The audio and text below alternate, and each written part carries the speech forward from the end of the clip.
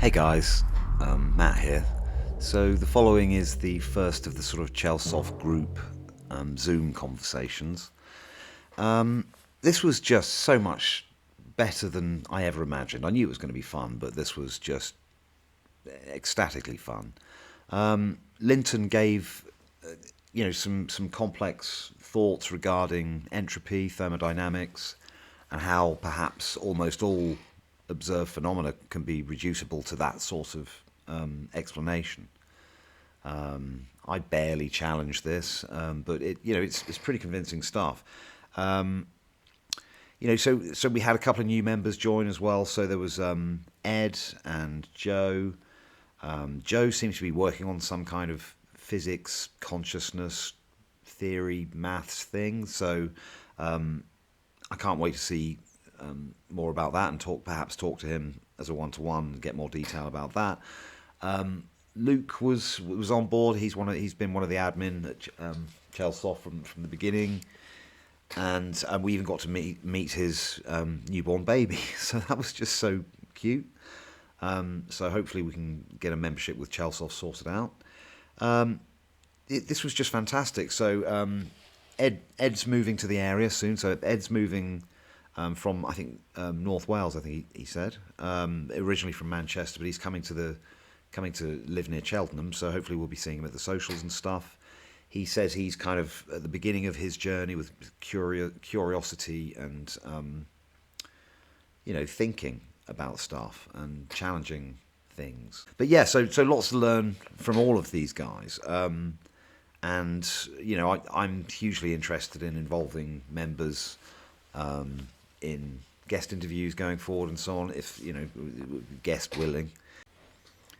Yeah, and Jason's been a member of the group for some time now. He's been to quite a few of the socials. I think pretty much every one of the last 3 or 4. So yeah, great to have him on board this evening. Some great questions posed to Lynton, kept things rolling nicely, and talked about a little bit about his experience as a social worker and working with autism and learning difficulties and so on. So this is a really interesting group of people, and it's one that I'd love to chat to again going forward, and hopefully other members will join the group. It'd be awesome if we could get a panel of 15, 20 of us, and we're going to get some structured debates together, I think, or discussions, lectures, and again, involvement with future interviews and productions and so on and so forth. It was really, really kind of Joe to offer some advice and support, with the kind of professional side of all of this. I've said before elsewhere that I'm desperately in need of such. I've already received plenty from my sister-in-law Vicky, which is hugely appreciated. But yeah, more welcome. Contacts, networking, growth, development, community, and reason. So yeah, know thyself, be thyself. Speak soon, guys. Bye-bye.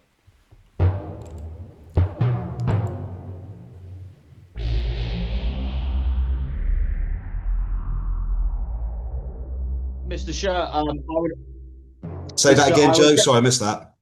sorry, I believe it's Ed. Mr. Shirt, I remember the last name. Yeah, I think you maybe shouldn't. I don't know if you should go down the corporate path. It can get a little much, but hey, just get out there, bro, baby. Yeah, 100%. Yeah, it's just about getting yourself out there. And like I say, I'm just trying to find myself at this moment in time as well. So just nervous, overthinking and stuff. But it's like, no, do you know what? It's experience. Life's an experience, isn't it? And Mm. you just got to get out of your comfort zone and just try things. And yeah, like you say, you got to like question things. I question things every day and stuff. And it's a bit like, oh no, when you get in your head and stuff. But it's nice to, yeah, So it's nice. share the pain with us a little bit. Like therapy. Yeah. Should we just give it a few more minutes because there are some others expected, but people didn't specify exactly what time they were going to attend. But we've got I think David Seitch said he was coming, and Luke Guhy. And now Luke's over in the States, so I'm not sure what time it is over there. I think he's is it Kentucky? Anyone About got any lunchtime, wasn't it? about lunchtime? Yeah, so he might make it. Just after lunch. Right, yeah. So maybe just give them a couple of minutes. Linton, how are you doing, man? Are you going to be able to make it to the social next week? I hope so, yes. If you're still putting me up. Oh God, yeah, yeah, yeah. We've got it. We've got a Yeah. room for you. Clean I've sheets. got my car's going in for its MOT tomorrow, Right. and I don't think it's going to pass because the engine check light's on. Excuse my crooked mouth, but I had an operation which has killed the nerve to one Oh side of crikey! my mouth. Bloody hell! And I look rather silly drinking beer through a straw. But Mate, Although you look great doesn't to it me. heighten the effect of the alcohol Seriously. if you drink it through a straw? hopefully it won't be too expensive. And so I told him, it's not likely to pass, so keep it until it's sorted. Mm. Tell me what the error codes are, and if it looks like being over £1,000, which it could possibly be, I mean, Yeah, yeah, it's one of those things because yeah. it could be the exhaust, the catalytic I converter, think or it cars could are more be complicated just now because of all the carbon software. build up somewhere. But Yeah. when those lights come on, it's always an adrenaline rush. It's been on for a year. It came on when I went up to Scotland last year, and since then it's been going on and off intermittently. I've been ignoring it. Oh well, mine Last time I came. took it in Mine, for a service, the light went off, so I was all right. But you know, cars. my engine light came on a drive to Scotland as well. It must be something to do with that drive. Yeah, it tends to go off Too when I far do a lot north. of short journeys. And then when I go down to my brother's, it's at 70 miles on the motorway, then what happens? It comes on again. Mm. All Luke's right, Luke. a very strange looking target on his thing there. Yeah. Concentric circles of wisdom. If you can hear us, Luke, we can't see you yet, but that's all good. So should we crack on with the sort of proposed structure then, guys? Sorry, what? So the girl that just won gold is a Korean. Just temporarily muting Luke there because I think there's some background noise. Well, So It was should we? Winter Olympics chat, I think. Right. Is the Winter Olympics on? Yeah. Is it? I've not been following. I used to watch that. I used to love the slalom. you can't get away from it. Oh, I don't watch TV, you see. They bloody well took University Challenge off for that. How dare they? That pissed me off no That's end. a I like a good quiz on a Monday evening. Don't you like snowboarding, Lynton? Sorry, no, I don't. Put me on skis and I fall over. I'm somebody who likes terra firma. I don't Fair mind. enough. I don't mind climbing mountains, but you won't get me underwater, on the water, or in holes under the ground. I won't It's I not won't do me. holes. I'm just not built that way. Mm. I So I'm can just Fair enough. conscious that We're gonna just start. sorry guys, just briefly, I'm conscious that Luke's currently muted. I muted him because there was some background noise, but I've just sent a request to unmute, so we'll just see what happens with Luke. But in the meantime, should we do the little plan of going around and sort of just briefly introducing ourselves? Perhaps if we could say, what we're up to, why we're interested in philosophy, why we've joined this insane group, and shall I start? I'll start.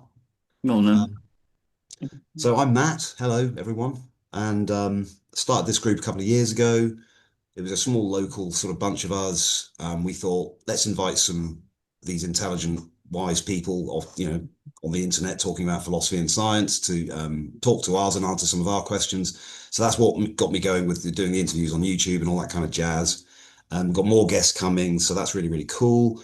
But the other thing is obviously the Facebook group, which has just been fantastic. There's loads of new people lately. There's loads of new ideas being shared, and I think sometimes there's some kind of quite heated debates and so on, but that's largely, I think, being handled in a gentlemanly fashion or a reasonable fashion, with one or two exceptions. I know there's been some heated exchanges, but there's going to be some passion in this stuff, isn't there? And I like that. So welcome to those of you that are newer to the group.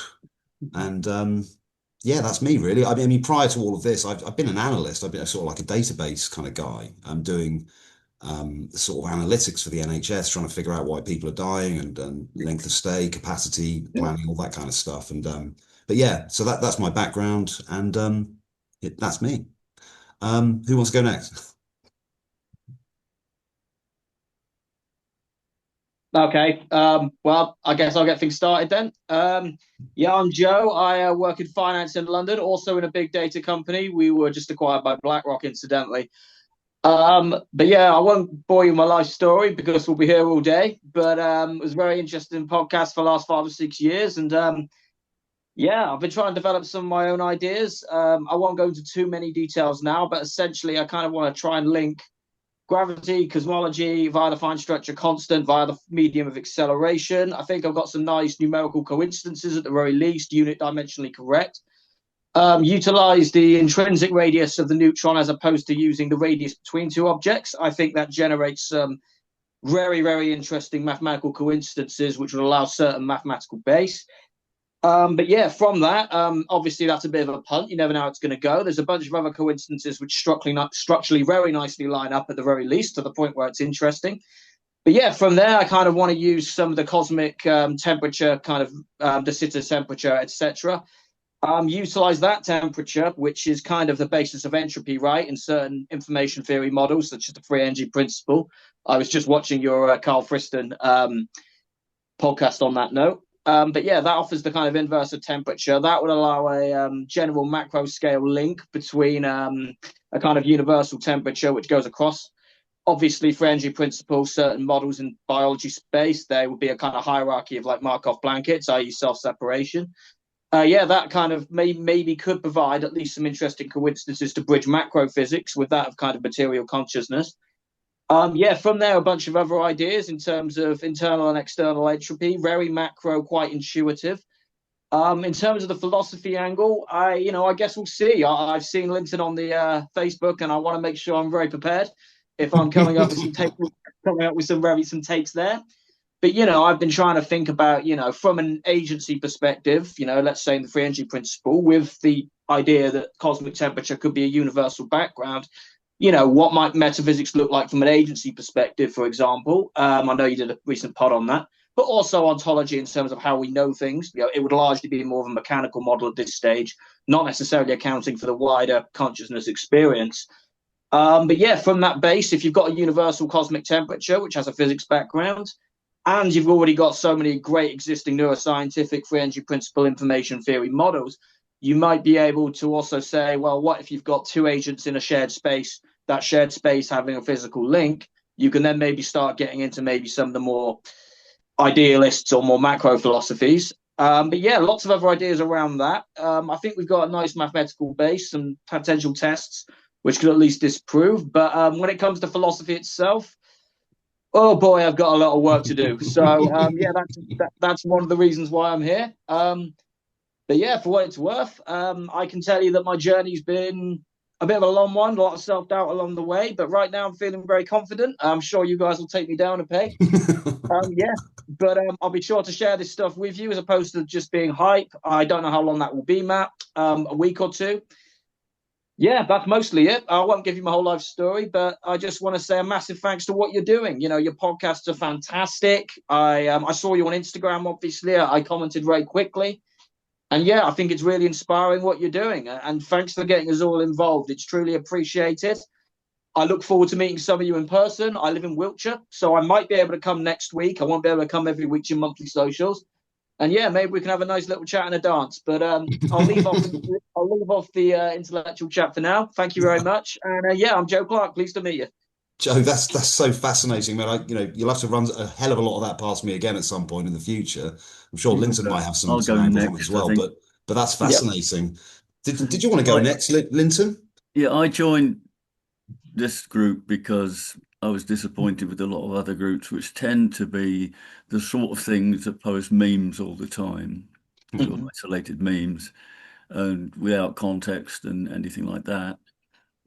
And also because many of the groups seem to be pushing individual ideas of the organizers and that sort of thing.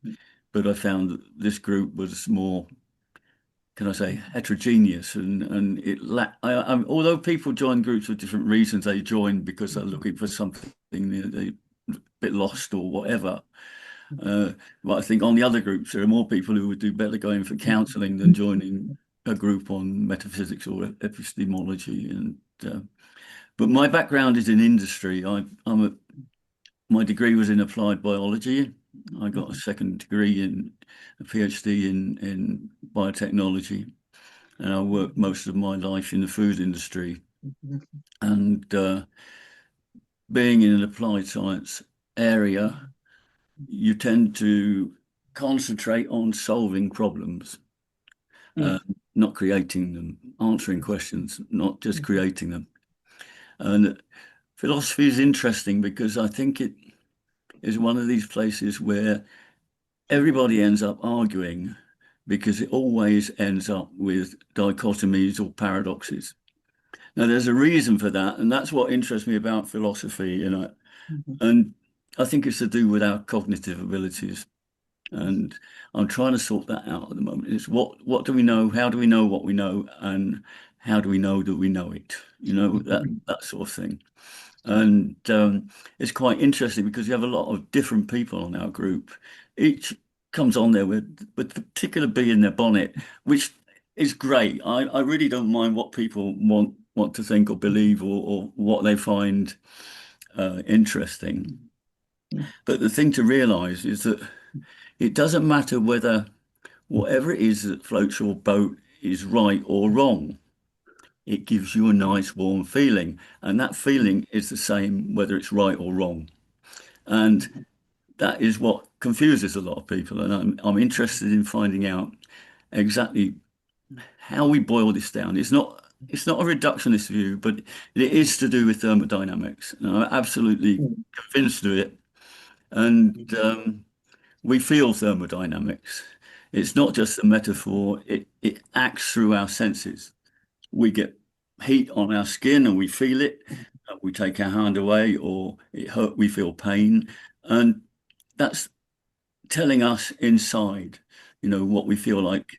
But why we feel like we do and how we construct how we feel like we do is also rather strange, because we might, the example I use is, you've got two women, A and B. A's husband is late for work and B's from work, and B's husband is late from work. And according to their individual experiences, each one will interpret that lateness differently. They will feel differently about it and they'll react differently because of it. And we've got 8 billion people out there, each of whom is an individual and each of whom probably has his own idea of what reality consists of. And, we're all different. And that has a reason, and it's to do with evolutionary theory and how we manage this balance between group total entropy and individual total entropy. You can see it in politics today with Trump, for instance, and Putin. Their particular low entropic state is being in charge of things. Putin will be happy once he's restored the Russian Empire from the Baltic to the Black Sea, and Trump will be happy and calm once he's proved to himself that he's not a loser like his dad said he was. Right? It's very psychological, and you've got to look at it across the board, from every science through to philosophy, to really get a grip of what's going on. And that was another thing I noticed, that there are plenty of ideas out there. There are plenty of people you've interviewed and people on the IAI, very interesting people, but no one's synthesizing this. No one's synthesizing it. And there are links between these topics. And I think they're very important links. And that's what I'm trying to do at the moment. Is I've got something of a synthesis here, but there's more chapters to do. Nice. Thanks, Lynton. Anyone else want to go? Just very briefly, can I say, Lynton, I know I've talked enough. Me and you are going to be great together. Very interested in exactly what you're talking about. How is it that one person's definition of minimizing entropy works on another? I suspect it has something to do with the abstract precision between weights of inner and outer experiences. And that, of course, will be shaped by evolutionary and, of course, behavioral factors in terms of the precision of, say, how one looks at the outside world versus the inside world, introversion and extroversion, and the balance between them, how that just manifests in certain behaviors, and also the environment and confidence and capacity that you have to minimize entropy with others. yeah, I'd love to see what you're doing, and yeah, I'll have to send over my stuff. But yeah, sorry for interrupting, Matt. But yeah, I think No me and worries. you are going to work on very nicely, Linton. So very nice to meet you, my friend. Likewise. Ed, did you want to go up next? Yeah, hi guys, I'm Ed. I'm very new to like philosophy and stuff, so I'm going to keep it very brief. Joe and Linton have gone like right in depth there, so it's really interesting to hear.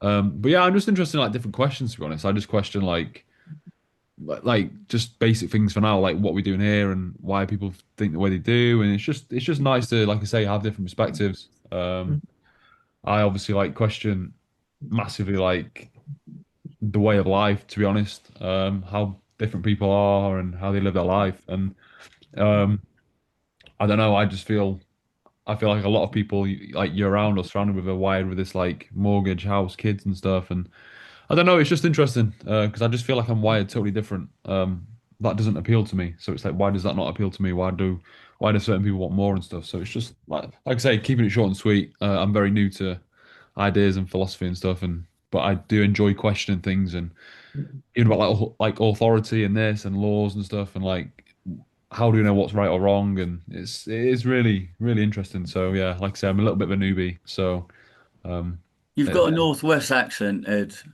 yeah, I live in North Wales at the moment, Linton. Uh, Hopefully moving on to Gloucester soon, and but yeah, originally from Northwest like Manchester, so mm. a lot of people have said that, which is Big quite place. quite interesting. But yeah, no, it's nice to meet everyone, and like I said, and do apologize. I'm not really like properly into like philosophy. I'm just getting used to it and just like I say, question it. And I do enjoy the questions and looking into stuff. And Yeah. it's all about questioning, No isn't need to it? apologize at all. This is a broad church. You know, it's. I mean, Yeah, I I'm. mean, nobody should apologize for what they think. I mean, I- it's like I said in that comment I made the other day, it's say what you think, just be prepared to defend it, you know.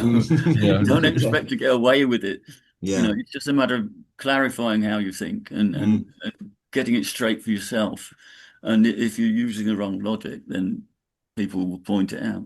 It's about being willing to try, isn't it? As Yap mentioned Exactly. the other day during our conversation, I thought he made a really good point. It's like you'd rather have a philosopher turn up and be wrong about everything than someone who doesn't even ask any questions, you know. So, Yeah, 100%.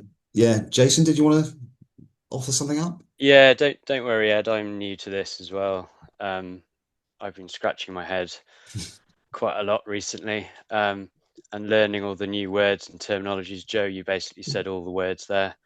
Yeah, my Um, apologies. no, Yeah, it's Jason, great.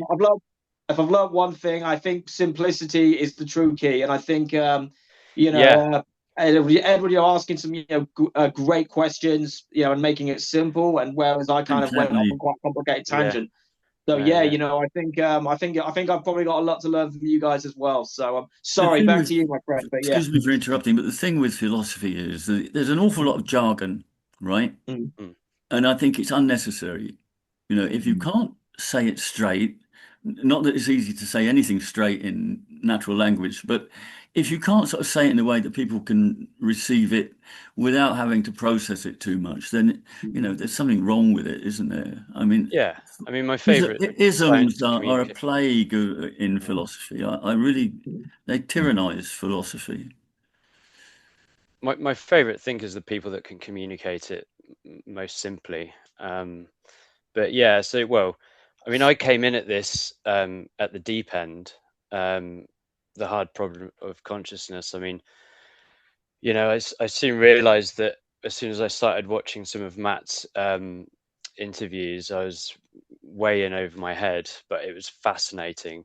It was kind of, for me, it was equally as fascinating when I started getting into like cosmology when I was younger, and planets and galaxies and the universe and particle physics and things like that. And as I got older, I realized I was kind of stuck in materialism, and I got a bit sort of frustrated with it, and I just went off the boil with science. Really, I'm still always interested in it, but I was like, well, what else is there? I met Matt at the Cheltenham Jazz Festival, and you started talking. We started talking about quantum mechanics and how weird it all is and stuff like that. And you said, "Oh, you might be interested in some of these ideas." So yeah, I got fully into like Wolfram and Hoffman and and all these kind of people, and it just blew my mind. I was so interested. But yeah, I suppose I'm sort of like I've got my feet in the kind of eggshell of materialism, and I'm sort of poking my way out, looking around to see what else is out there. So things like idealism and panpsychism, all these wonderful like new ideas to me. Things like Wolfram's Rouliad ideas, and Hoffman talking about the headset that we've all got on, and the cracks that sometimes appear and give us access to possibly kind of consciousness and mind at large, all these kinds of ideas. And even people like Mark Solms talking about neural correlates and stuff. What does thinking look like? What does thoughts look like? These are fascinating things. So what I realized was I didn't know enough about classical philosophy, so I went back. So that's what I've been doing now, is I've been just researching from Socrates, Aristotle, Plato, and working my way up back through. And so I read Sophie's World recently. Never read that. Brilliant. Perceptions. What's it called? What's the Aldous Huxley book? Doors of Perception. Doors of Perception. Yeah. So that's, I'm loving Karl Frisk. His ideas are just fantastic. So yeah, I've got no fully formed ideas at the moment. They're all kind of half baked. But I'm kind of loving just being part of the conversation. It's just fascinating. Yeah. So I'm also a social worker. I've been working with people with autism and learning disabilities for about 25 years. So I realized just the other day that one of the biggest questions, the first question we ask people when we go out to do assessments is, what does a good life look like? And that's in the Care Act. And only just, when I was reading stuff about Socrates and Plato, they were asking those same things, is what does a good life look like? So it's just interesting for me to start making these connections by things that we're sort of discussing now and what people were discussing a long time ago. But yeah, that's me. One of the things that that's quite interesting, actually. I mean, it is the good life. But what does the good life mean? Well, it's different. It's different to everyone, isn't it? Because if you ask someone who with autism or with learning disabilities, this is where you can boil it all down to thermodynamics. Really, I mean, it is. I mean, everything is a balance. Thermodynamics, chaos and order, isn't it? Chaos and order, and the amount of control you have over things, and that's basically why any idea of some utopic existence, the idea of Valhalla or heaven or anything, apart from being extremely overcrowded conceptually, they are going to be pretty boring fucking places, aren't they? Nobody, the authors aren't going to be writing books. Nobody mentions that. And for eternity as well. Yeah, for a bloody eternity, yeah. But what in fact happens? We thrive on chaos, being on the edge of chaos. We're systems thermodynamically that are far from equilibrium. If we were in equilibrium, we would just sort of fritter away like a flame. So just quickly, Lynton. So do you think so is ethics a reflection of that desire to just to retain our form? We're just exactly. avoiding chaos. And it boils down to a very, very important thing that a lot of people don't actually understand and only think it's something to do with maths and not everything that ever existed. And that is a guy called George Spencer Brown. In 1969, he wrote a book called The Laws of Form. And basically what that is that nothing exists without a distinction being drawn between this and that, right? And from that particular very simple thing, he derived the whole of Boolean algebra and Boolean logic and most of algebra and mathematics, okay? Now that in itself was an extremely important thing for mathematicians. Okay. Now he happened to be a very eccentric chap, a very bright, brilliant man, and like many of his sort went off into sort of mysticism rather in the same way that Hoffman has gone off into mysticism and people, the idealists go off into mysticism. But what few people realize is that Wolfram, you mentioned, talks of observers like us. Now, what's the definition of an observer? Now, what are we? Well, we're systems, and I think systems ontologically are what reality consists of. Okay, and a system has a boundary. It can differentiate between the inside and the outside, what is the system and what is not the system. And from that's where I started anyway, you can actually derive everything to do about living things. Okay.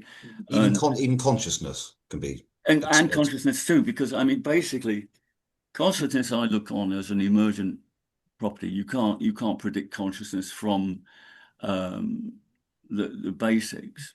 But what you can predict is that a closed bounded system will require epistemology. It entails epistemology because it needs to know what's going on outside so it can do something about it that maintains that boundary between it and whatever's outside. It can never be sure of what's outside. It can only, through Friston's work, make predictions and test them. And that's basically where the whole of our logical thinking comes from, our cognition comes from. It is either automatically decided by evolution in the presence of physical laws, the classical physical laws, but the only non-conservation law is the second law of thermodynamics, and that's what drives evolution.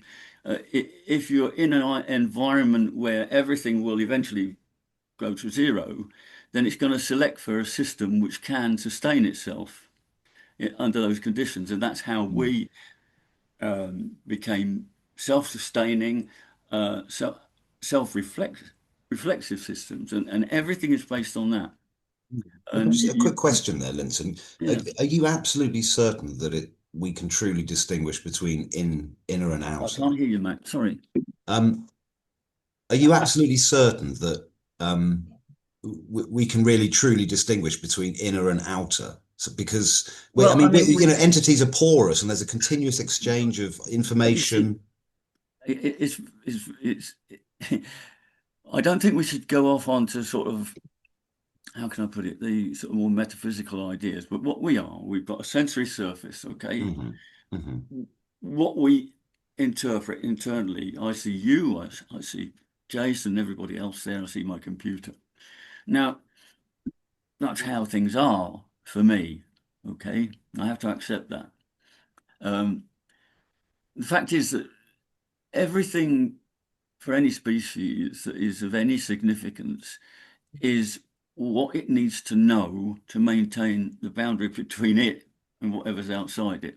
It doesn't actually have to know exactly what's going on outside, and different species will see things differently. I mean, we know we share certain consensus about reality. My dog would see a wall in much the same way as you or I would as an obstacle. It would jump over it or go round it. Now, it wouldn't understand the poster on the wall about the dog groomer, and I wouldn't be able to smell the same things that it interprets from all the sense that other dogs leave. So we see the wall in the same way. I mean, it might not see the cracks and everything in the same way, but as the information we gain from it, at least part of it is consensual. And we can infer from our investigations of what the dog is sniffing, and we get a gas chromatograph, we can do some analysis and we say, oh, that comes out with a female's urine, and so that's why it's pulling to go that way. We can infer lots of things about what other animals and how they see the world.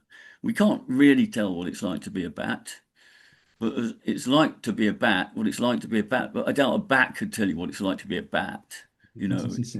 Can you say what it's like to be a human being? I can't. I know what it's like to be me sometimes. When I've got a headache, that sort of thing. But I couldn't tell you what it's like to be a human being. Yeah. You know, I mean, it's just an experience. It's axiomatic of what we are, our What do you think of consciousness. We what can't break it down. what do you think of Sue Blackmore talking about what it's like to be a model of a bat? Say that Or again. Sue Blackmore, she was talking about models, and it can be we can't know what it's like to be a bat, but we might be able to know what it's like to be the model of a bat, Well, or we've the got blueprints of a counterfactual bat. thinking, you know, and I don't think I've got that right, but anyway, Right, guys, we can I have just counterfactual thinking, which allows us to say, what if, you know, I can imagine myself as a bat flying around, but I'm a human bat flying around. I'm guys, not just briefly, experiencing the could we ultrasound or anything like that. I'm not being duped by moths making the same sound as I do, and that sort of thing. It lives in a different, well, it lives in a soundscape because it's basically blind, and it has obviously shares some senses. It will avoid a flame, no doubt, and it will, you know, it can't detect a mist net, which is how they catch them. But you know, we can sort of say things about it, and we can learn things about how bats sense things, but we can never tell exactly what it feels to be a bat or a whale or a porpoise or whatever. You know, as close as they might be to us in the family tree. You know, what's it like to be a chimpanzee? You know, Hi, Luke. it develops over the whole of the tree of life. I don't think we can talk about consciousness as being a certain thing added on to anything. It is just what it feels like to be an entity that can model itself and model its environment. It doesn't matter what it, you know, I mean, why is it do people find it such a hard thing to envisage? You know, it comes from the ancient sort of dualistic ideas, and really, those ought to be thrown out the window. I mean, you can keep some of the stuff from ancient philosophers, but a lot of it needs to be forgotten, particularly that we can actually really say everything we need to say using our own reasoning, because our reasoning is faulty in a very fundamental way, because we're self-reflective. We're like our mind is like a Mobius strip. We have limits to our cognition. We lapse into circularity, inevitable circularity. We get confounded by infinite regress and infinite explosion. And so it's inevitable that we're going to have problems. Yet philosophy itself bans circular reasoning. It bans infinite regress. They don't like it, and I can understand why, because it goes against their religion that everything can be reasoned out by the mind. It can't be, and that is where I think a lot of people are making a fundamental mistake, that they ignore the fact that bounded observers like us can't think in the way we would like to be able to think. We're hemmed in, and neither can we exist in a universe that is hierarchical. We treat everything as hierarchical because we live at a mesoscale where we're bound by Newtonian mechanics and everything else. Okay, so we see cause and effect as we see it, but does it actually apply to the whole universe? I don't think it can. I don't think that the quantum level of reality blends smoothly into the mesoscale any more than the mesoscale blends smoothly into the cosmic scale. Because if you think about it, when you put this Mobius strip together with a universe that is also self-reflective, because we're part of this system itself, you know, we are self-reflected. Therefore, the universe must be folding in on itself. So we're faced with this sort of strange topology of a sort of Klein bottle type surface. It neither has an inside or an outside, and part of it's in a fourth dimension that we cannot access, you know. And where are we in that? We're somewhere where it enters, somewhere where the quantum scale and the mesoscale move in a very strange way, and we can't access. And that's why we have this dreadful problem with the observer in quantum mechanics.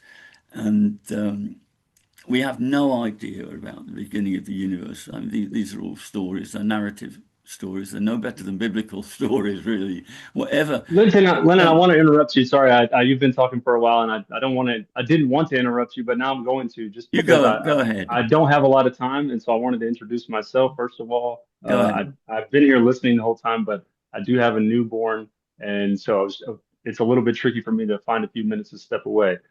So my name's Luke. First of all, I wanted to introduce myself. Nice to meet all of you fellas. I want to echo a lot of things that everyone's said. And then also echo the point that Lynton said earlier, that we have a really heterogeneous group here. We have a lot of different backgrounds and different views on things. And so I think that's so healthy. And so I just wanted to, I don't want to take up much time at all. I'll tell you a little bit. As you can tell, I'm an American. I found my way into this group, into this philosophy thing, maybe stumbled into it like some of you all have said, kind of feel like a little bit of an imposter and that I don't have an education in philosophy or anything like that. So in some sense, we're all kindred spirits in that way. We're all just trying to stumble along and ask the right questions and find the right answers. So I wanted to echo all of that. And I guess my background is in the physical sciences. I'm a mechanical engineer by school. And as I said, my path into philosophy is really kind of stumbling. I never thought of myself as a philosopher, and honestly didn't really care much for the word until maybe 2020 or 2022. I started to really realize that that's what I was doing in asking questions, in pondering the universe, and coming up with our stories, as you say, Lynton. That's really what I was doing, was philosophy proper. And to be honest, and to be go a step further than that, philosophy proper is sitting with the questions and sitting with the space, even though you might not have an answer with it. And so let's see. I don't really necessarily want to give too much of my background, because what I mainly am is a listener. I find a lot of comfort in listening to different perspectives, and then hearing what people have, or hearing the benefit of the doubt in people's views, and also cordially or comfortably critiquing and asking questions of where I see conflict, and trying to figure out what is the gap, what's the disconnect, why does this person have no problem believing this and this person is completely against it. So I really I just want to echo the spirit of dialogue. That's one of the things I love that Matt is doing. That was maybe my first hint or light at the end of the tunnel that I now realize is philosophy, is I just started to pay more attention to people who are having charitable conversations, and not just surface level conversations, but deeper conversations. And following that has led me to way more YouTube content than I could ever watch, but also just great people like Matt. Kurt John Mungle was one of my favorites originally. Just people who are having these deeper conversations. And what I would now call is the Socratic spirit, really following that Socratic spirit. And it's not just asking questions, as we say, but it's the other side of the coin too, and really questioning your own answers in some way. So I liked a lot of what Joe said. It flew by so fast. I really am interested in having deeper conversations, and I couldn't agree more that you and Lynton are perfect for each other. So yeah. I'm really fascinated by all of you guys. Jason as well, coming from your background in social work. I have never been diagnosed with any kind of autism, but I'm finding more and more that this spectrum of what we call disorders, or spectrum of disorder, or what am I trying to say? Deficits show up in a lot more colorful ways than people give it credit for. Absolutely. And it shows up in a pluralistic ways that I think can be grappled with and can be made sense out of. And then the true meaning of the word diagnosis is really coming to know yourself through this process, through the process of talking to other people, through engaging with the world, stuff like that. So I'm really fascinated by all of you guys, and I look forward to seeing where all these conversations go. I might have to run right now, so I'll stay on and listen. I just want to say, amen to that, Luke. It did fly a bit too fast, and I think one of my main aims is to try and explain things just a little bit more simply. So when I get simple, stupid. No. I completely, because we talk about, like, I think I've got something maybe pretty good here, but we'll see how the evidence stacks up. But at the same time, it doesn't really answer what is a good life. I mean, yeah, I can tell you that it's probably a natural state of entropy minimization based on your particular programming of evolutionary dynamics in terms of how you reflect things internally versus your view on the external world, and how that relates to whether people or agents around you to form some kind of collective utility. But that doesn't really answer the question, does it? People's good life is, maybe it's becoming a good like cook, saying what is the right optimum revs for a Morris Minor compared to a Porsche. I mean, across performance ranges we've got of humans, it's much the same. Each of us has a different homeostatic level where they feel reasonably balanced. I mean, it comes with Friston's idea of surprise. Okay, it's what throws us out of kilter is when our predictions don't match, our expectations don't match our predictions, and so we have to rethink things and go back and think. And when you look at the mechanism that Friston is describing, it is no different to science. We have science imprinted in our brains. It's this inferential system that we use to determine what comes next, and science is just slowing that down. When we're surprised, we say, "Oh, that doesn't sound right," and so we start from the beginning and go through a series of steps, make predictions, do experiments, etc., and we're repeating it only in a more finer. Not on the fly, if you like. We're going back and we're taking our time and we're saying, yes, that's the case, And, we're all scientists. We just don't realize it, I don't think. It's just that, there are two ways of looking at things. You can either be content with the sort of heuristic models you've got, like people saying, well, most of our arguments stem from whether epistemology comes before ontology or whether ontology determines epistemology. Now, if you're a believer, then it's obvious that epistemology will affect what you believe to be the case that exists. And if you're more of a scientific mind, then you will look and see what you're looking at. And from what you look at, you will decide what that means and what you know as a result. And that is actually, I think, a false dichotomy, because I think human beings need that variation of ideas to maintain our viability as a population, as a species. I mean, you've got all of these different viewpoints. I mean, I came into this idea because this was years ago when I was at a meeting in Geneva with a guy, an old professor of microbiology from Utrecht, a guy called David Mossel, a bit of a character. And I asked him, because I was getting a bit frustrated, because the lab I ran at the time was a central lab responsible for a load of laboratories all over the world, trying to get them standardized on methods. And I said, why is it I can't get anyone to agree on a particular medium for determining whether salmonella is present in something? And he said to me, Lynton, one thing you have to learn is where there are N microbiologists, there will be N+1 methods. N is the number of microbiologists, and the 1 is the official method in the book. Everybody will use something else. They won't touch the one in the book. And that's humanity described exactly, except where there are 8 billion people, there are 8 billion different ideas, plus many more that you haven't actually thought about yet. And so you've got to manage this sort of convergence and divergence in people's ideas of comfort and the good life, or whatever you might want to parameterize.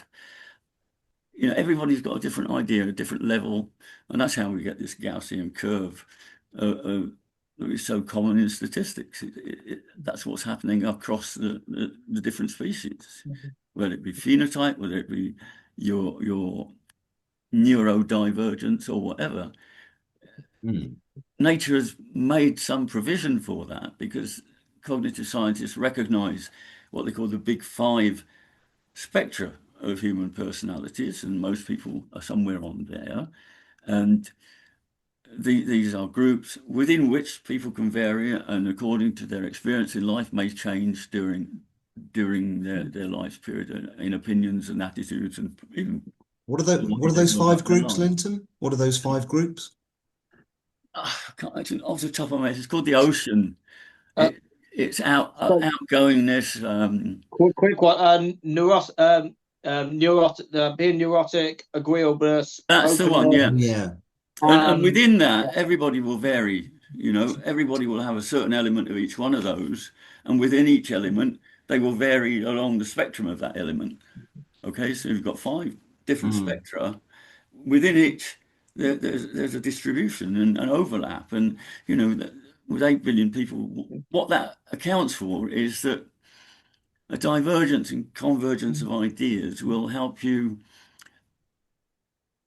better second guess the next couple of steps. It allows you just to get a bit further. If you get a feel for the system, you can think, well, what's likely to happen? And you can predict a few steps, not many more, but a couple of steps further on about how the system will work, what will happen next. You saying that's what we're doing at a fundamental level? All the time. Yeah. So this sort of predictive modeling thing that Karl Friston, yeah. How would you frame evil in that context? It's entropy again, right? Lynton, I can't hear you there. It's entropy again, because suffering and evil are just 2 parts of the coin. Suffering is what the general chaos of the world, the physical world, rock slides, you know, trees falling on you, floods, typhoons, etc., people dying, having accidents, and that's suffering. That's a result of it. It's how you feel when entropy impacts on your mental world. Evil is what others decide to inflict on you, basically. It's the entropy that others introduce into your life intentionally. You know, evil people do that. The bugger who broke into my car and stole a beer off the front seat in Paris, would, you know, evil bastard. But there you go. He inflicted a bit of entropy on me and cost me a window. And, you know, that's all it is. I mean, people needed at the time, back in the early Christian days, to justify the idea of an beneficent God. Because the evil, you know, if God was really looking after us, why would he let us suffer like that? You know, why would he let that, you know, Pontius Pilate killed Jesus and everything else? You know, there needed to be explanations, and there wasn't thermodynamics back in those days as an explanation. So they were able to make up narratives that were good enough for them, like, what was it called? Oh, God. The evil fallen angel. I think the Greeks and the early Christians were looking at this, what's it called? Archetype. There's something urge. I'm getting to that age where, you know, I can't remember things. And, you know, they needed somebody. The demiurgos.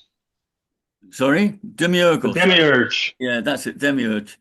And which was explanation enough for them, because, and it's troubled Christianity since then, of course, you know, with Aquinas and various others, and which it's going to do, because if you actually define your God as beneficent, then you're going to get into trouble, then, because he's not always going to look beneficent.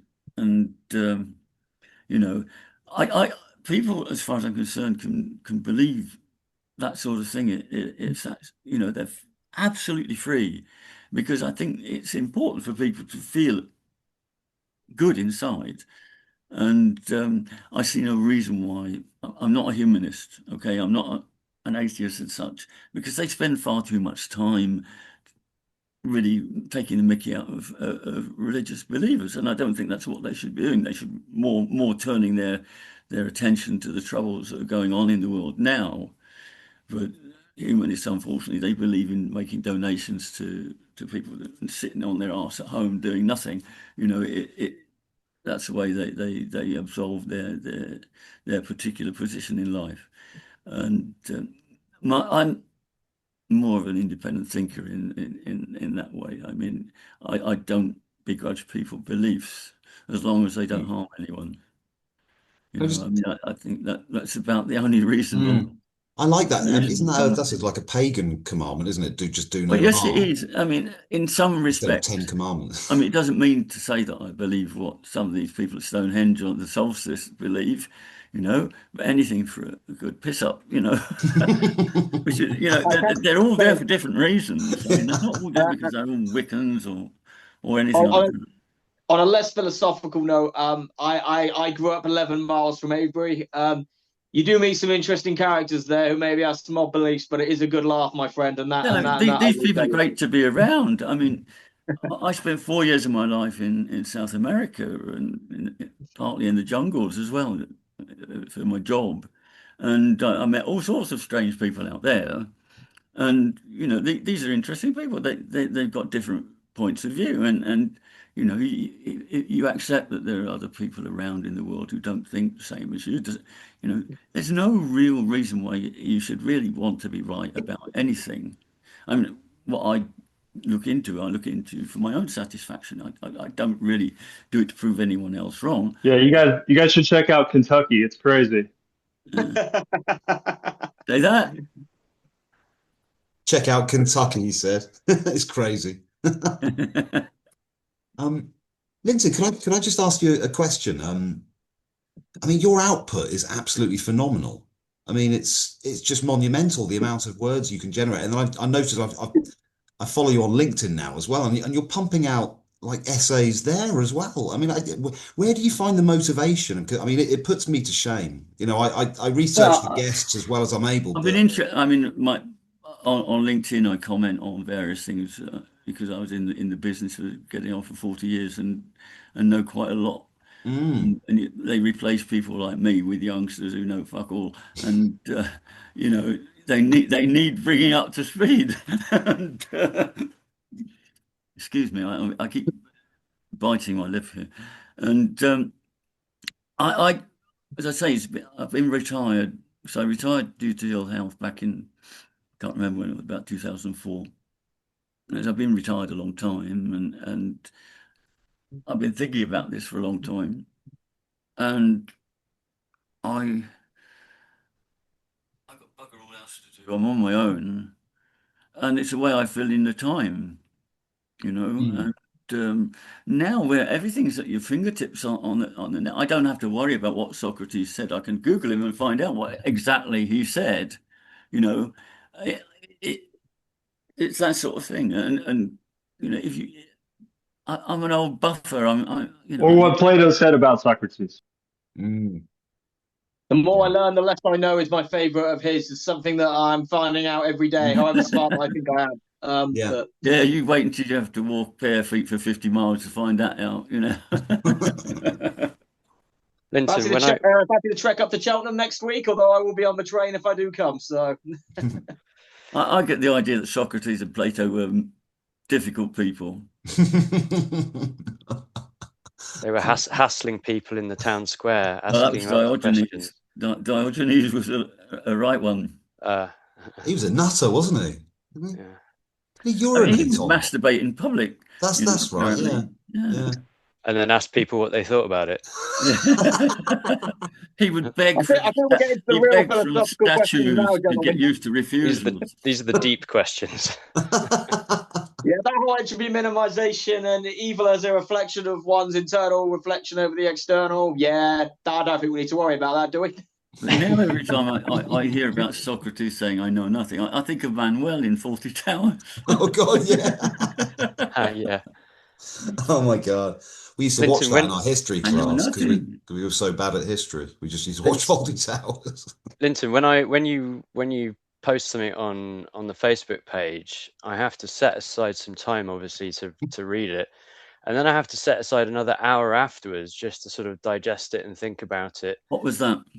Just most of your posts. Well, yeah, I mean, so you have a sense of duty to do it or something? Or No, I just otherwise I get bored. I've got no money to spend, right. so I can, just sit at home all day and do this from 8:30 in the morning till whenever I go to sleep.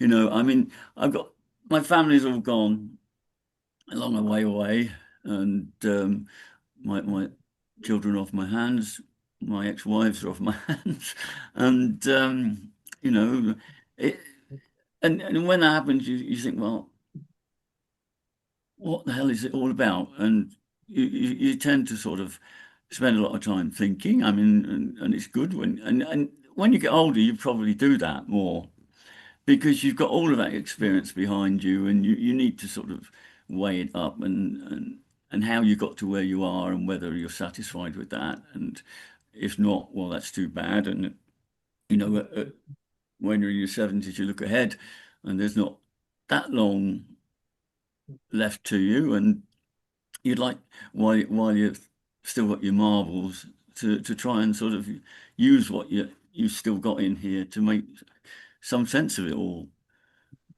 That's basically all. I mean, I'm one of these people who I'm more self-counseling than anything. I think, it's to do with upbringing too. I mean, everybody has their own experience for which they take their own way of facing up to things. I mean, I was a kid in the early 60s and had a nuclear family. My grandmother lived with us, my dad and mum and me and my three brothers. And when I was 12, my gran died. And then when I was 14, after 7 years of illness, my dad died. So you certainly get used to understanding from an early age that impermanence is something pretty standard about life. Nothing is forever. Then when I was 17, I was diagnosed with Crohn's disease. And, that you have to face that. And my mother was in a depression after my dad died. And so that probably colours my life to a great extent.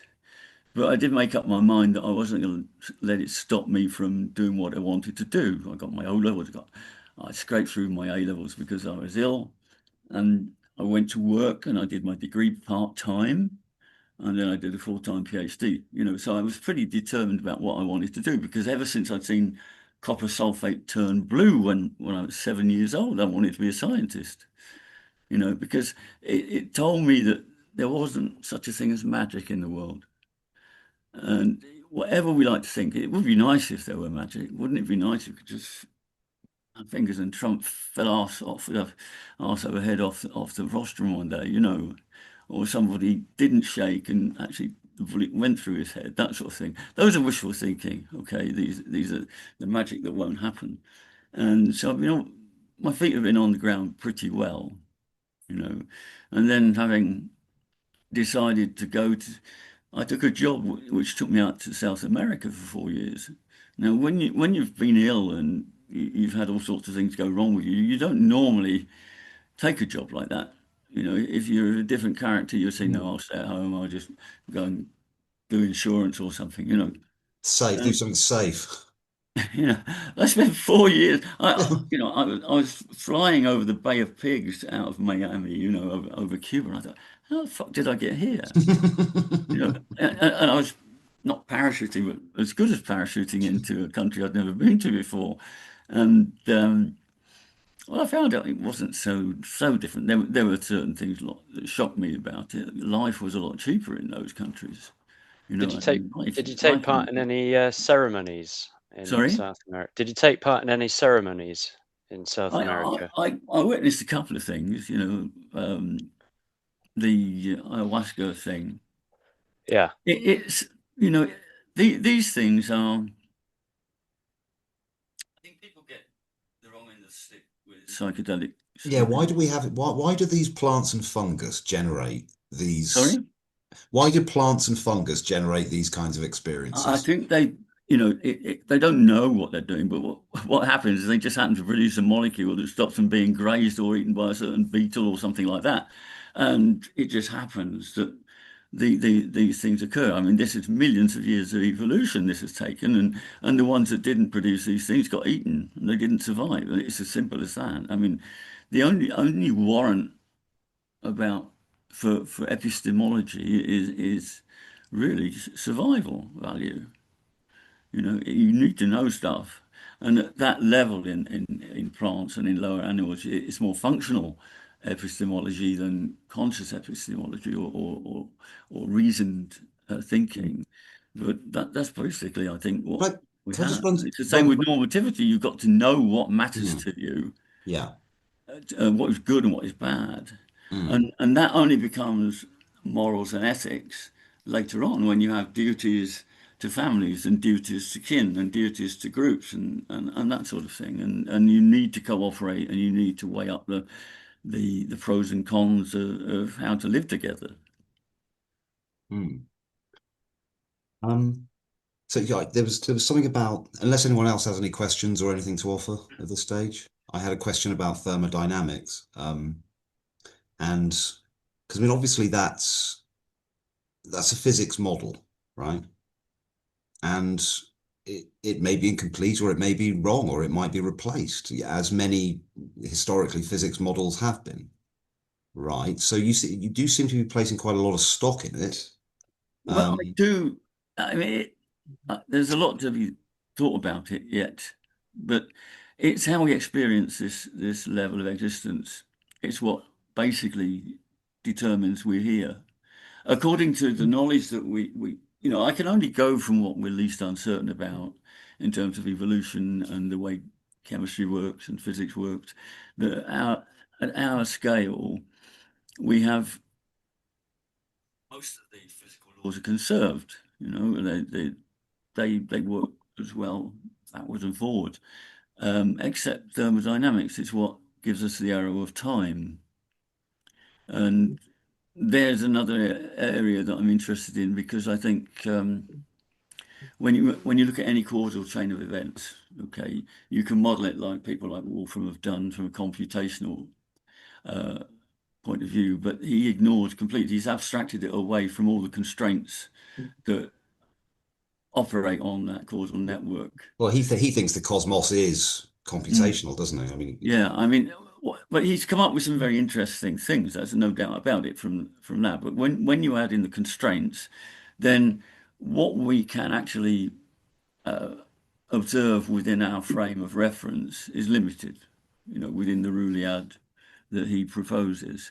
And so there's another Faye Dowker, her name is, she's at Imperial College. She works on something called causal set theory, which is basically the same thing. It's just groups of structure evolving to form space-time, elements of space-time, atoms of space-time together. But she wrote a philosophical paper, which she was I think, a bit embarrassed about having to write, but it was nevertheless a conclusion that came from her work, and that is that in every meaning-making moment we have, okay, we actually can be considered to create space-time.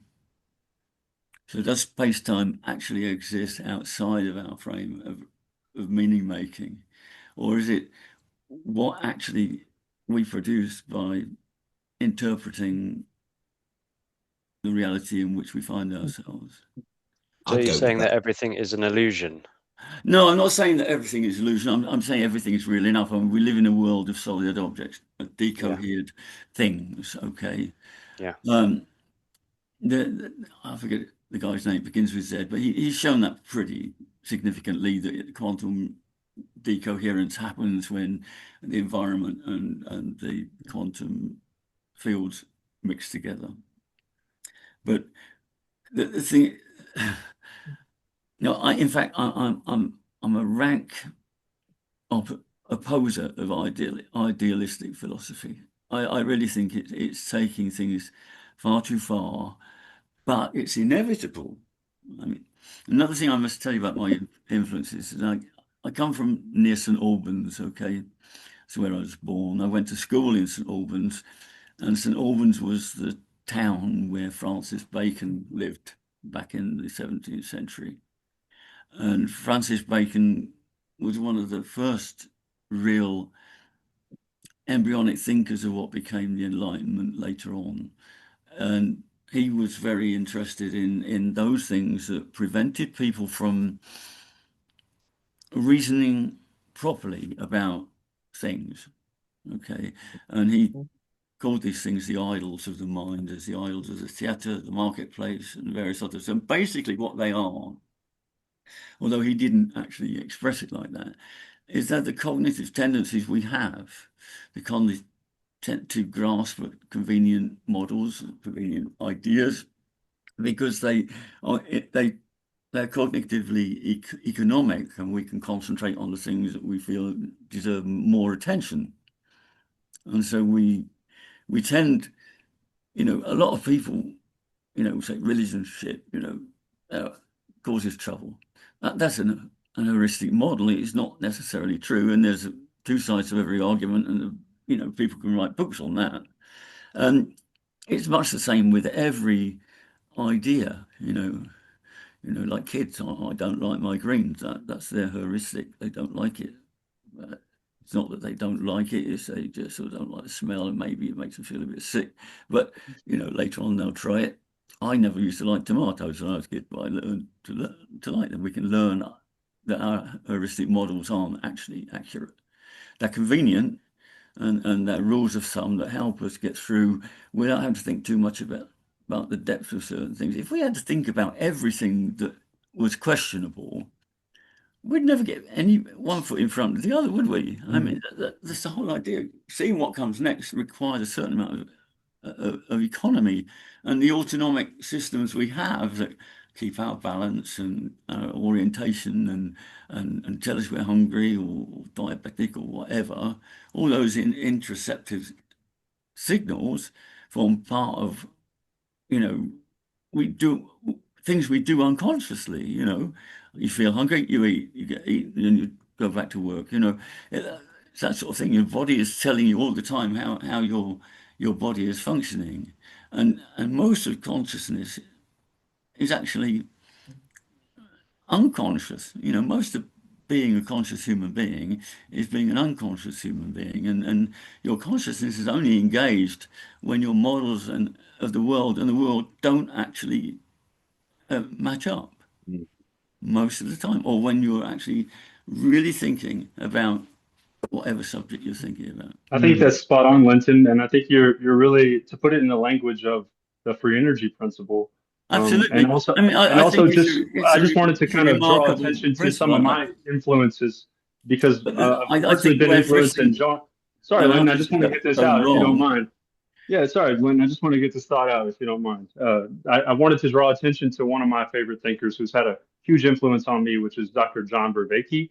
And John Vervaeke is in that school of 4E cog science, and really trying to integrate the ideas of Karl Friston and Andy Clark and others from the predictive processing world. And I think that's what relevance realization at its core in Vervaeke's framework ultimately is that we are a limited being. We're finite beings, and so Absolutely. with all this overload of computation in the world, we have to zero in on some smaller subset of that, and that at its core is what relevance realization is. And so a mind is trying to zero in on what's most relevant to it, and those processes can go astray. We can be blinded by our relevance realization when we predictively focus on some other aspect. Yeah. So I just wanted to draw attention to Vervaeke, as well as another thinker who has studied with Friston, is a guy named Eric Hole, Hoel. Eric Hole is doing a lot of work with complexity and the way that we tell these kinds of stories. And I think it's really relevant to all of this, because I think in philosophy, and that's what we're kind of finding out in this conversation, in philosophy and in this sort of space, we find ourselves caught between two extremes. We find ourselves caught in these paradoxes. That's because we're asking these really important questions, which are at the nexus. We're at these things are really all connected. If we want to talk about on one end being something like physics or physiology, on the other end being something like politics and psychology and the world of the mind. And what Eric Hole is and the work of others is trying to say is that we shouldn't reduce our explanations into any one of those levels, because there are explanations that we need at the physical level, but there are also things that we need to say are real at the political level. So I Oh, don't want to, absolutely. I honestly can't regurgitate all of his framework, but Hull's framework is saying that when we really get into the language of causal, as you said, causal set theory and causal emergence, we have these emergent levels, which we also need to say are real. And I'm not just talking about chemistry and then biology, but also the world of politics and the world of political thinking. And I just wanted to say one more thing in reference all the way back to your our thoughts at the beginning and going back to Ed's thoughts and Jason's thoughts, because at its core, philosophy is us telling stories. I think this is kind of what Lynton was saying, talking about the Mobius strip. I think of Douglas Hofstadter's strange loop concept is really reflexiveness has us in this loop. And I think I actually got this from Sam Harris. Um, I think earlier you were referencing Tom Nagel's paper, like what is it like to be a bat? And so when we ask these questions, like what is it like to be blank? That question itself is almost a little bit misleading us, because even that thought that it could be like anything else other than it is like to be you is an illusion. So not only do you not know what it's like to be a bat, you don't know what it's like to be a Tibetan monk. You don't know what it's like to be a grade school teacher. You don't actually know what it's like to be any of that stuff. And that's where we kind of get ourselves caught in these paradoxical narratives. And not that it's a bad thing, because that's what allows us to see the world from another's perspective. It's what allows us to kind of get larger models than our own small world.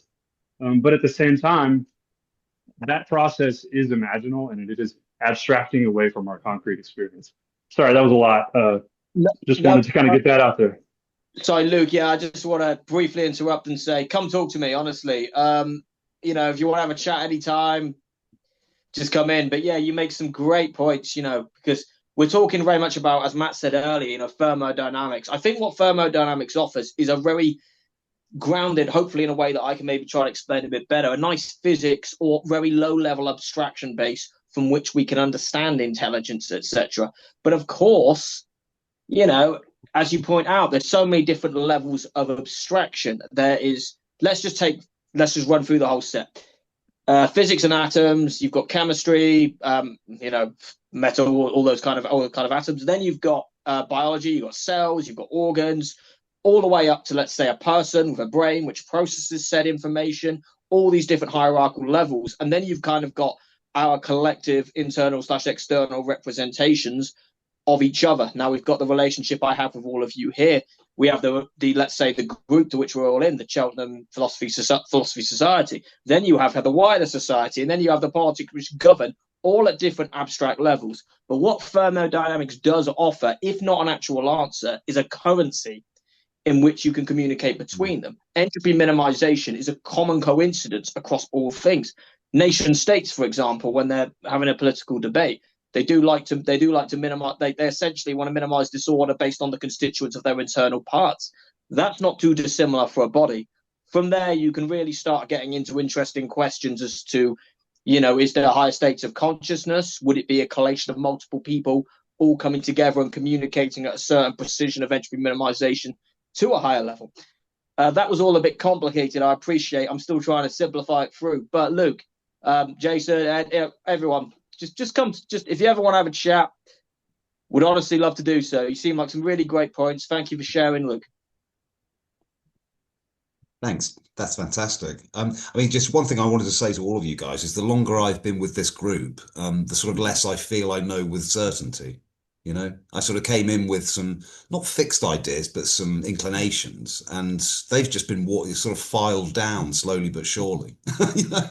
And I think Luke made a really good point about just sort of sitting with the space of not knowing, and that can be a healthy thing too. But yeah, I like that, Joe. You're sort of saying, look, we're not suggesting that thermodynamics is necessarily out there in the form in which we model it and so on, but it is a useful currency. I like that terminology. Yeah, at least making it having a stab. It works metaphorically or actually physically. It can work both ways. I mean, if you look at literature, okay, I sat the other day. I might send it to you. I wrote something about. I know what I've got one of these minds that gets triggered by various things. It connects things together, but that comes from being in a place where I've had to do that. Most of my work has involved working with people who think in different ways and who do different things and trying to communicate. And you know, nobody would think that moving cement round might have some bearing on what you do with milk powder, for instance, but it does, you know. And so I've had, I had to juggle all of these things, and this is the way I think. But I sat down the other day. I think I heard something of Shakespeare that's right. It was Judy Dench. You know, she was following her whether her long lost relative in Denmark had actually met Shakespeare, might have met Shakespeare. But anyway, it was about to be or not to be an existential philosophy. But if you look at Shakespeare, he in his verse he uses a type of rhyme which in French is called the female ending. It's an 11 syllable line, and that for us causes a certain tension when we listen to it. It's why we enjoy Shakespeare, I think, and poetry in general, is when you create tensions where you don't have sentences with easily divisible numbers of syllables. And that is that's Friston in action. Okay, it's surprise. You don't predict that last syllable, and it leaves you hanging. And it's not exactly a cliffhanger, but then you've got what they call in poetry an enjambment, which then takes you into the next line, to be or not to be, whether it is nobler in the mind to suffer things and arrows of outrageous fortune, or by ending them, you know. But that's what Shakespeare does extremely well. He uses entropy and thermodynamics, although he doesn't know it, but by your prediction doesn't match what happened, and that's how he keeps people's attention in his plays, and it's an amazing thing, and good poets do that, and everything in literature and mythology is to do all the plots we have in literature and mythology are to do with overcoming entropy. They're either salutary tales of what happens if you ignore it, you know, and trying to find some sort of balance in the world. Everything you'll find in the world is the juxtaposition of opposites. I think you were talking about that earlier on, Joe, where you or somebody was about where you get the juxtaposition of opposites, which is what happens in the dichotomies of philosophy, and that happens because of the type of cognition we have. That it will always, unless we try to seek a solution in what we know to be least uncertain, it will always end up with two opposing views. It's like fascism and extreme communism. It's like a horseshoe effect, where you get people at loggerheads which are basically no different to each other. They oppose the people, they oppress the people under them, and they hunt the people who are against them. And they come for the poets and they come for the literary people first, because they're the best ones at expressing I lost the word, the dissonance of the situation that people are in. We seek freedom, okay, but we're free under constraint. We're not really free. We couldn't be absolutely free, because we do have limits to the freedom that we have, but we're as free as we can be, and it's as free sort of freedom we have, I think, is the best that we could possibly expect. I don't think it was absolutely determined. I think nature has taken care of that with these 5 different personality types and the spectra within them. Because if we were all the same, we wouldn't make any progress at all. We just stagnate. So you're saying we have a certain amount of free will? I think we do. I mean, I don't think everything is determined. I don't think I understand the origins of my ways of thinking, as I explained earlier on. But I don't think that's absolutely deterministic of how I am. I mean, I've had lots of experience in the meantime, experience that was accidental and wouldn't have happened if certain other things. There's an awful lot of contingency in the world, you know. And we can make choices, can't we? We can Sorry? be kind. We can make choices as well, right? So Exactly. We can make choices. we can We can choose to reason be our kind. choices, We can and choose we to be can kind to choose to someone or do mean to things. someone. Yeah. Yeah. You So know, that's free will. we gain wisdom of the effects that our choices make over time. You It's know, interesting, the opposites thing you were saying, you know, like the biggest opposites is, you know, God and the devil, good yeah, and I evil, mean, it's yin the and Blackmore yin yang. manifesto, yang essentially. and the you know Sorry, all Joe. of these things. It's just the East took a different direction. They sought ways that we could personally overcome the problems of uncertainty in the world by temperament, if you like, and practice. And in the West, we chose the Christian religion and other religions that come from it, but basically sort of choosing to believe in an all-seeing, all-knowing, and benevolent figure out there, because you know we can't imagine anything happening without some sort of agency, and you know, and that's why physics is hierarchical, because we see agency, cause and effect, and consequential actions as being linear.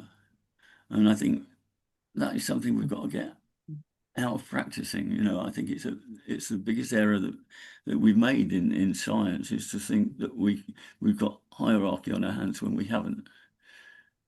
And well, we can't. The logic won't allow it. And you know, as I said earlier on, a self-reflective agent, bounded agent, is part of the system that made it. You know, we're part of the universe, and we cannot live in a hierarchical universe. It's impossible to exist in that way, because we are the universe, and the part of the universe we're in is reflective. You know, we're self-reflective, and that's all there is to it. And you know, I think that there's enough ineffability in that fourth dimension that is implied in that sort of double Mobius type environment for people to fill it with whatever they want to. You know, that's what they do. I mean, we invent heaven, we invent hell, we can invent the fourth dimension where everything else comes out nice, you know. But if it is continuous, which that actually does imply, because there's no reason why it can't be continuous, because we only think it should be continuous because at our level of existence we experience entropy and the flow of time, you know, and all energy being dissipated. But what if in a universe like that everything was born of everything else and everything continued on, and it means that when your molecules dissipate in your grave or in the cremation, you will be reassimilated, and in an infinity of time your molecules could possibly end up in the other corner of the box, you know, altogether where they started. Well, I'll try and provide the grounding in some physics principles that can link towards other agency models, and then we can get a little bit closer to trying to ground that question. Yeah, it's obviously a big one, but let's just do our best, eh? Well, I mean, I don't think there are obvious answers. I mean, there are certain things that follow from it. I think if we're looking at it in that sort of topology, I mean, right at the moment, what we're stuck with is a bunch of dimensionless constants of the universe. We don't know where the hell they come from. But if they are born of the topological structure, then there is at least some sort of justification for them. You know, they don't come out of thin air like they seem to at the moment. I agree. Yeah, I'm actually trying to, in some sense, bridge, for example, the Hubble constant and the gravitational constant via the fine structure constant, via the intrinsic structure of matter. Obviously, that's a big ask, and it could very well be wrong. But the other important implication is that unification is not possible. we are Perhaps, chasing but you, we're chasing something which is not possible. We're across scales which is not possible because they are not hierarchical. If they were hierarchical, you might expect it all to add up. But if everything we do either multiplies the infinities, it works fine when you renormalize at the quantum level, but at the classical level, you can't do it. You just multiply the infinities. And that to me sounds very much like the limitations of a cognitive system which is self-reflexive. Feels a bit defeatist. Well, could you say the same thing about the constants as well then? Are they just artifacts of a particular? Sorry? Could you say the same thing about the constants, the universal constants? You know, the whole fine tuning argument, Yeah, all this kind of well, stuff. I mean, Aren't how they can just anything not artifacts of be our maths? anthropocentric from a bounded observer's point of view? I mean, we're the bounded observer, you're a bounded observer. I presume that we have consensual sort of sensing of what we see. We might not have the same ideas, but we sense things. We think same things are hot, same things are cold, same things look like a woman, same things look like a dog. But being self-reflective, because we've got this boundary through which we have to probe whatever's out there. We can't see the world in any other way. We try to, but by imposing hierarchy, we're saying that there can be a view from nowhere. We're smuggling in a God's eye view, which is not possible for a bounded observer. Are you saying that we shouldn't look for a if I ever unifying? get around to publishing even what I've got now, it will cause problems. If I could get it published, I'm sure it wouldn't go down well. Lynton, I'm the sort of guy who looks at something and sees what it is and says what it is. I don't pretend it's not what it is. Okay. I've had jobs where if I pretend that something is not what it is, then it all comes back on you. You've got to say something's wrong if it's wrong, something's right if it's right. And Lynton, the thing is, in academia, where most of this sort of stuff goes on, there's this sort of self-perpetuating, almost incestuous type of environment where you've got siloed sections, you've got dependency on tenure and publications, etc., etc. I mean, I saw one tonight. What was it? It was on quantum observers can communicate across branches of multiple worlds, right? And whoosh. Actually, no, the girl who published it hasn't even bothered to understand what an observer is. Mm. There can be no such thing as a quantum observer because basically there can be no distinctions. There are no distinctions on the superposition. An observer has no boundary in the quantum world. Anything that looks like a thing in the quantum world is based on the way that we parse the mesoscale world. We can't talk about things. We envisage them as sort of what is mesoscale? What does that mean? Well, the classical scale of physics at which we right. live. Okay. Macro. So macro. Meters, seconds, and inches, and yards, and that sort of thing. But at these really small limits, things don't behave like they do at the classical level. We know that. I mean, we got the observer problem, we got the measurement problem, and all that is to do with epistemology and cognition more than it has to do with anything physics. To me, it seems quite clear, but to physicists, it doesn't because they're not cognitive scientists either, and they haven't bothered looking at cognitive science. And if they did, they'd say, "Oh, bugger, that would deprive me of a lot of grant money if I say that." And so it's sort of self-perpetuating. And if you really want to make progress, and I think you can make progress if you know exactly what our condition is as observers of the world, then maybe we can say, well, we can better look at the world and understand why we can't fix certain things and why we can fix certain things. That's what Wolfram's doing. Wolfram's doing this, isn't he? Wolfram's basically. I can't hear you. Stephen Wolfram is saying a similar thing. He's basically saying that physics is just an observer centric kind of model, right? And so there are different perspectives in the Rouliad will have different physics. Yeah, So you I also think the Rouliad, the thing we shouldn't say with the Rouliad that it is a thing. It's not a thing. It lives in a conceptual world, okay? It is not a thing. Yeah. The universe is not a computation. It can be described as if it were a computation because things proceed in the way that computations proceed, one thing after another, according to certain rules. But what he has shown is, like Turing showed, is how things can be quite unpredictable.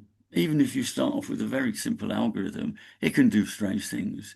It can become extremely ordered. It can become completely disordered, and there's no way of predicting from the beginning how that happens. So how we got here, Wolfram would say, is an irreducibly complex computation. And how we're going to put one foot in the front of the other, we can't predict. We have to let the algorithm run. And so, which is why we can't tell the future, not because it hasn't happened. It's just you can't calculate faster than the universe does, Wolfram, all of these things come together. Lynton, can I just say, if you're prepared to see them. So on the Wolfram point, so he was saying about how at a point, if we were able to know everything or experience everything, we would actually just dissolve and we would have no reference points. No, in fact, we actually could not. And that reference point is our bounded nature. Yeah. Which is why, no such thing as quantum observers can exist, because there's no boundaries and no distinctions that we can drawn. The only things that we say about the quantum world are in the context of the way we describe the classical world. If you take the original atomic model of Bohr, we look at little balls going around a bigger ball and that sort of thing. These are things that we understand. We don't understand absolute potentiality, and we don't understand exactly how the quantum world decoheres into a tree, for instance. It's just what happens. Now, that might be explainable by permissible things, but there's an awful lot of contingency. It's like, how did the first organism arise? It just happened somehow that a bubble formed and a far from equilibrium self-sustaining system occurred inside it. And over millions of years, that might have happened 2 or 3 times and failed 2 or 3 times until once they got it right and off it went. We can't say anything about this. These are unknowable because the contingencies are so enormous. I just wondered, because one of Ed's initial comments at the start was, I think, sort of alluding to kind of like purpose and meaning, just to try and sort of, get him involved in the chat. You don't have to. But like, is there meaning? Meaning is made every minute of the day. Purpose. Okay. Meaning is made. I mean, meaning is just deciding whether the step you've taken has killed you or not, basically. It's just you've survived another step. That's what everything it means. I've read another paragraph and I've got through that time and I'm still alive. Okay. Purpose is what you want to find to concentrate your attention on, what you decide what matters to you. I mean, you may have a family that matters to you and you spend a lot of time on that. Most of us have had and most of us do. We might have a hobby. You get people who love skateboarding down hills and breaking their neck. But, that's not my hobby. I like to paint. I like to write poems and things like that. And I don't spend an inordinate amount of time on it. And even when I do recite my poems, people complain about them sometimes. And they don't go down very well. Because I like them. I just point out things that happen, But that is individual choice, and I really feel for people who get lost. I mean, you've got a very important job in social work. It's a job I couldn't do because I think I'd end up caring too much about people. You've got to learn in the caring professions not to care, or to care to the extent that you need to. You need to divide. You need to make this distinction between your personal life and the people that you deal with who can sometimes be very difficult, sometimes not. I mean, you got people with mental illness in the community, you've got people who are just sort of learned helplessness, I mean, from one extreme to the other, or just people who, for one reason or another, didn't get the right sort of breaks, or didn't feel that they got the right sort of breaks, or what, or haven't got the right view of themselves, or those sort of things, And if that's part of your purpose, because that gains the trust you pay for your rent and everything else. I mean, these are very, very mundane things that most concern us most of the time. The rest of the time is well, how orderly do I feel? What is there something missing from my life? If there is, what is it? And I don't think most people can put their finger on it. I mean, John Cleese did a great job. He said that the most any Englishman ever desires in life is to get from birth to death without bumping into anyone, and embarrassing themselves. I mean, which is a great ambition, a simple one, relatively easy to do. Not so much these days in London, but you can get through life from birth to death without too much trouble. A lot of people do, but they don't have the advantage of building the resilience that you do tend to build if you have a lot of obstacles to overcome. It's as much psychology as it is anything else, and it's very difficult. I see people write on various of these sites on Facebook that they are obviously having some turmoil in their lives of one sort or another. They never say what it is, but they actually meet. Today somebody mentioned they had a dark moment, and I think it's everything that everyone's cherished notions of democracy in the US are actually crumbling somewhat, aren't they? And a lot of people must be in that same position of what the hell's going on here? I thought our institutions were strong enough to withstand this, but you realize, well, no, they're not, and you have to ask yourself why. I mean, you see on YouTube the Justice Secretary, what's her name, Pam Bondi, just lying through her teeth, saying that black is white, denying what are obvious facts. There it is, redacted 30,000 times the name of a certain person, and nobody wants to notice that he's been involved with people who are paedophiles, and that is the person who's currently got his finger on the red button. And it's quite frightening. You only think it happens elsewhere. And I can imagine that the crisis is going through a lot of people's minds at the moment in America, except maybe some of Trump's supporters who don't have that level or depth of thought to actually think thoughts like that, And that is extremely the case, I think. In amongst humanity, there is a great deal of ignorance and a great deal of stupidity.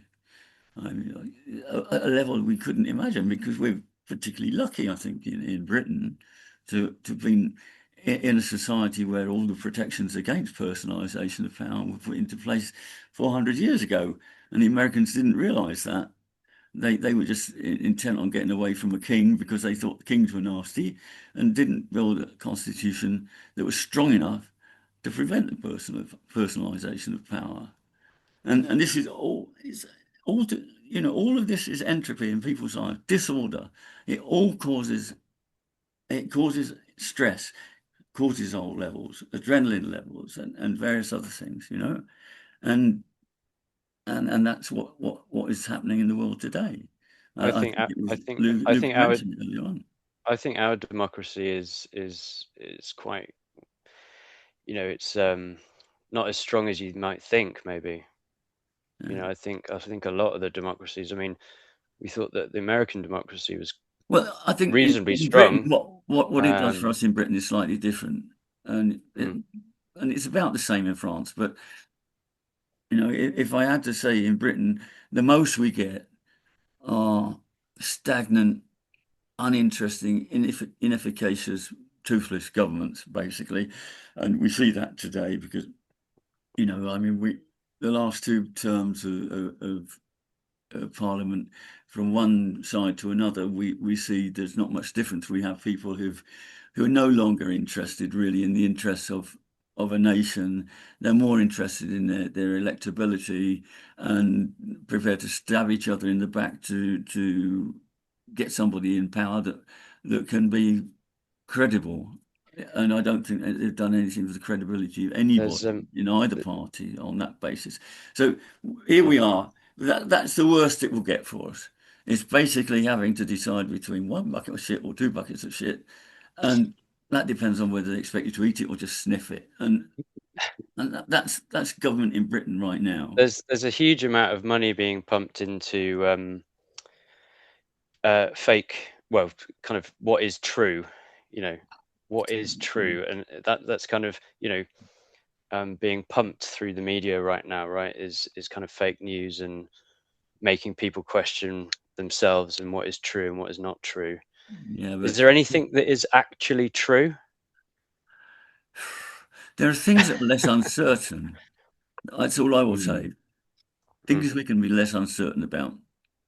The truth is another one of these myths. Okay, I did hang on. Let me just say, I might have a quotable quote for you. Actually. Okay, because this could lead us into all sorts of avenues. What is true, right? Because could lead you into could lead you into maths, logic. Could lead you into politics. It could go anywhere. Yeah, it can lead you anywhere. I mean, epistemology. There's truth and fiction. Okay, basically, that's all there is. There's truth and fiction, and there's information and non-information. Okay, there's usable information and useless information. And I think that people who look for truth, I mean, it comes from these age-old ways of talking about truth, justified belief. No, it's not justified belief because, there are two types. There are facts that are utilizable to make the next step, and there are facts that aren't. Okay, it's as simple as that. And if for you it's true that your Redeemer lives, then that's fine by me if it allows you to make your step, if it's true for you. But it's not true in any absolute sense of the word.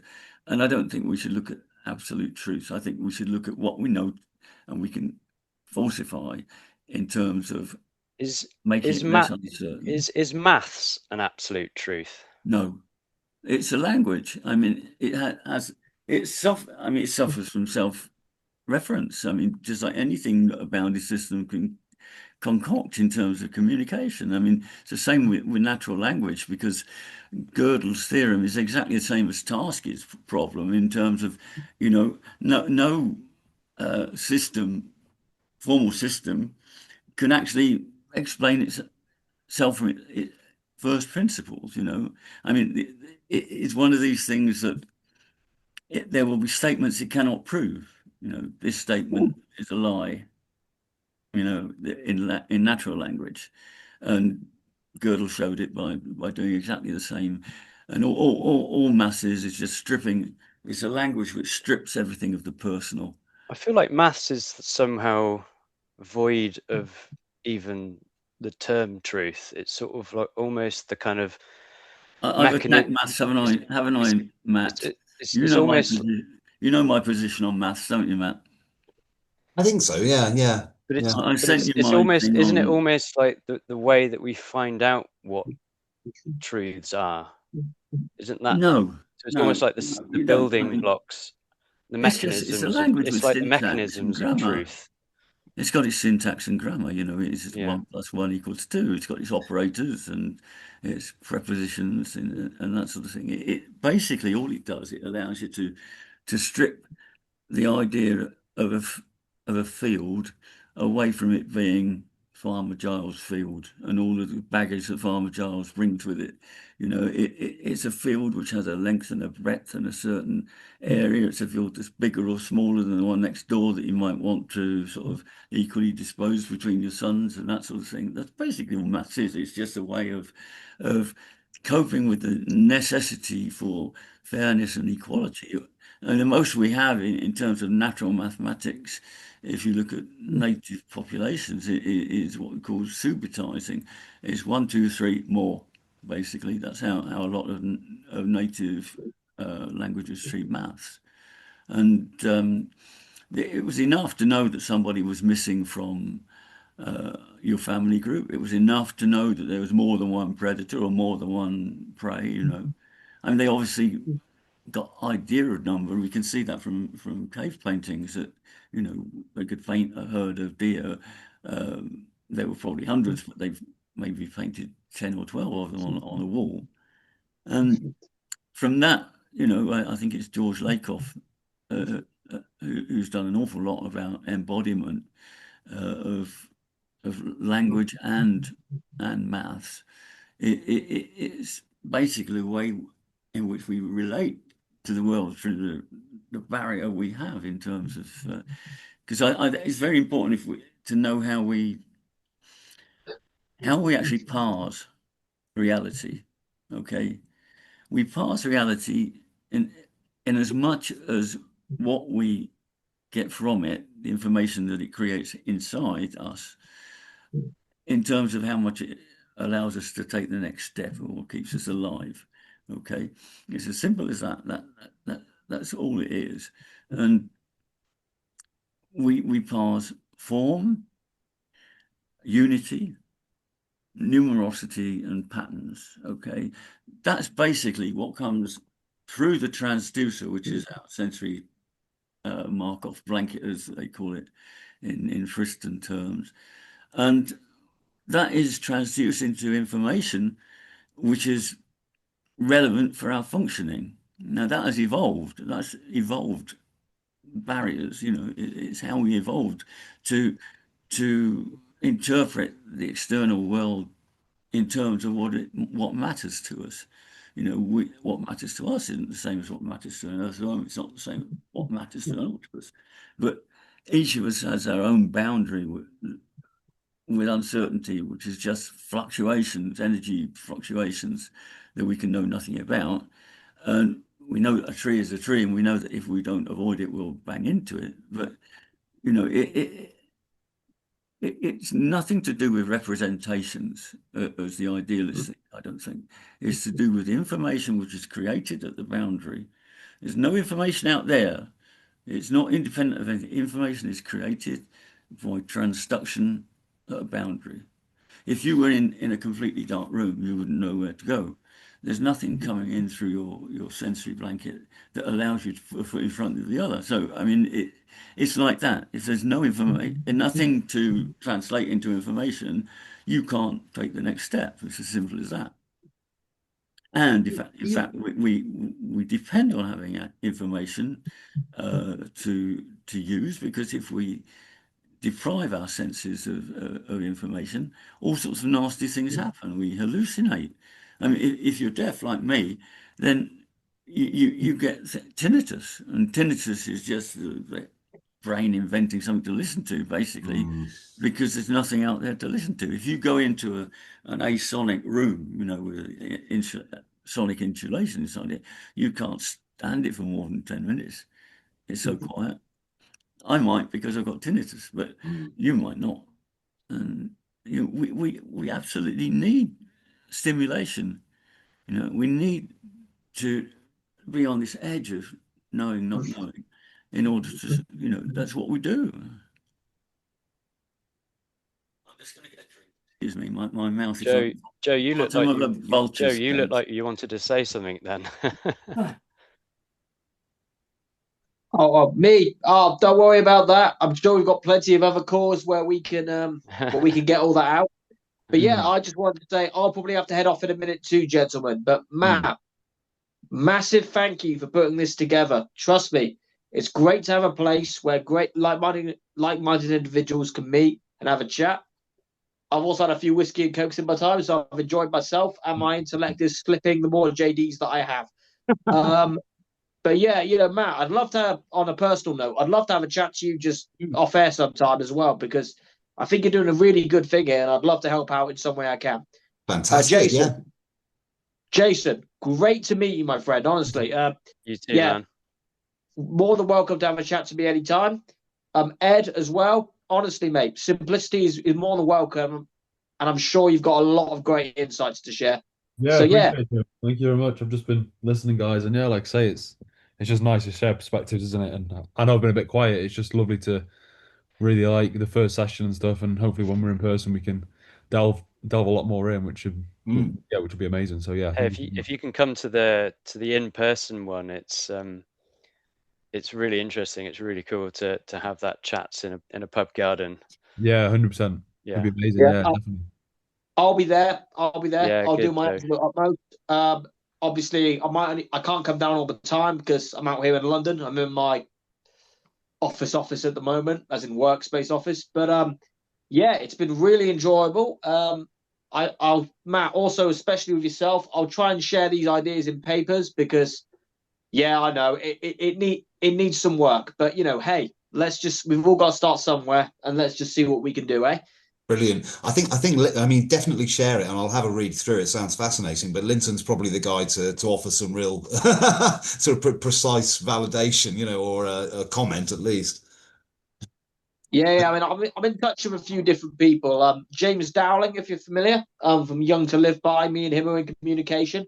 Um, Dan from the Active Influence Lab. Active Influence being the free energy principle, but they've got their own lab.